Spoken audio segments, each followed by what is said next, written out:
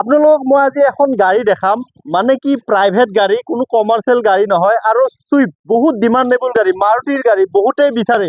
আৰু গাড়ীখন আছে আপোনাৰ পেট্ৰলত। গাড়ীখন কি বুলি ক'ম আৰু, মানে এনেকুৱা মানে কি গাড়ীখন একদম ব্ৰেণ্ড নিউ গাড়ী আছে। দাদা নমস্কাৰ। নমস্কাৰ। এইখন গাড়ী কেতিয়াৰ গাড়ী আৰু মানে কি বুলি ক'ম আৰু, এইখন 25ৰে গাড়ী। হয়। আপোনালোকে যদি নতুন চুইফ্ট ল'ম বুলি ভাবি আছে তেতিয়াহ'লে নতুন ল'ব নালাগে। নতুন আৰু এইখন খাৰা কৰি দিলে একেই গাড়ী। 3950 কিলোমিটাৰ চলিছে মাত্ৰ গাড়ী। তো এইখন যদি ল'ম বুলি ভাবে চাব পাৰে, ইঞ্জিন একদম চিল হৈ আছে। 6 মাহ পুৰণি গাড়ী। আপুনি ইণ্টেৰিয়ৰটো দেখাই দিলেও গম পাব প্লাষ্টিকে খোলা যোৱা নাই। চাই লওক। 6 মাহ পুৰণা গাড়ীখনত বেছি মই প্ৰাইচটো আপোনালোকক কৈ দিম। আগতে মই গাড়ীখন আপোনালোকক দেখাই দিওঁ। টায়াৰ চাওক, টায়াৰৰ ৰুম খৰাই নাই এতিয়াও, গোটেইকেইটা টায়াৰ নতুন হৈছে। স্পেয়াৰ টায়াৰ এতিয়ালৈ লগোৱাই নাই। নাই নতুন গাড়ীয়ে, 6 মাহ পুৰণি গাড়ী।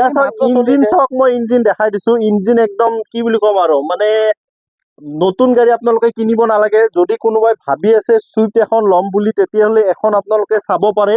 আৰু দাদা একদম খুব মানে কি ইমান কমত দিব, মানে আচৰিত। আপোনালোকে যদি নতুন চাওক, পলিথিন এতিয়ালৈ খোলাই নাই। গাড়ীখনৰ ভিতৰটো মই দেখাই দিছো, আৰু কিলোমিটাৰটো মই দেখাই দিছো। ৰানিং কিমান হৈছে, 3951 কিলোমিটাৰ। মানে কি এইটোতো চলিবই নে কি কয়? চলিব, এইখিনিতো ৰানিং, মানে ডিলাৰৰ পৰা আনিলেও এইখিনি ৰানিং হৈয়ে যায় বাৰু। হয়। মই পিছৰ পিনৰ পৰা গাড়ীখন এবাৰ দেখাই দিছো। আচ্ছা, এই গাড়ীখনত কি কি ফেচিলিটি থাকিব? চব আছে। চব A to Z ফেচিলিটি আছে। আপোনালোকে যদি ল'ম বুলি ভাবে সোনকালে আহক। এক পিছে আছে।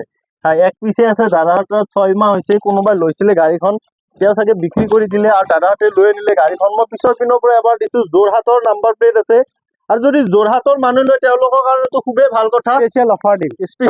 দি দিব। গাড়ীখন লৈ যায় তেতিয়াহ'লে আৰু স্পেচিয়েল অফাৰ দিম। লগতে এখন গাড়ী যদি আপোনালোকে লয়, ভাল অফাৰ দিম। দাদা এখন গাড়ী যদি কোনোবাই লয়, তেতিয়াহ'লে আপুনি কিমানত দিব? একদম ফিক্স কৰি দিয়ক আপুনি। একদম যদি আপোনালোকে ল'ব বিচাৰি আছে, নতুনৰ দাম মুঠতে 7.5 লাখৰ আশে পাশে পৰে। এখন যদি আপোনালোকে লয় 6,30,000 টকাত দি দিম।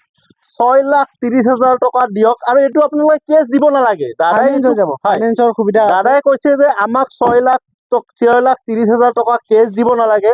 আপোনালোকে যদি ফাইনেন্স কৰি ল'ব বিচাৰে, তেতিয়াহ'লে তেনেকুৱাও সুবিধা দাদাহঁতৰ তাত থাকিব। মই গাড়ীখন একদম গোটেই চাইডটো দেখাই দিছো।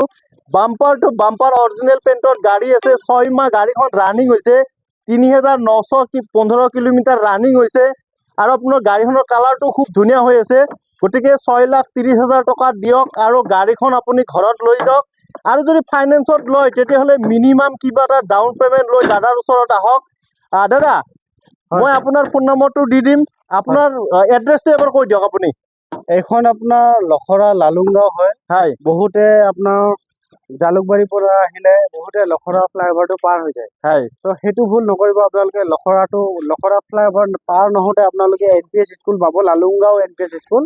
তাতে সুধিলে হ'ল লালুংগাঁও NPS স্কুলৰ আমাৰ অপজিট চাইডে SS মটৰ্ছৰ চাইনবোৰ্ড লাগি আছে।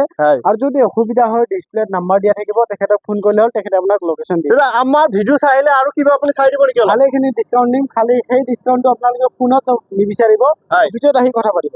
নিজে আহি টেষ্ট হেৰি কৰক নে কি কয়? টেষ্ট কৰক, আৰু ঘৰত যদি মেকানিক আছে আহি আপোনালোকে চাব পাৰে।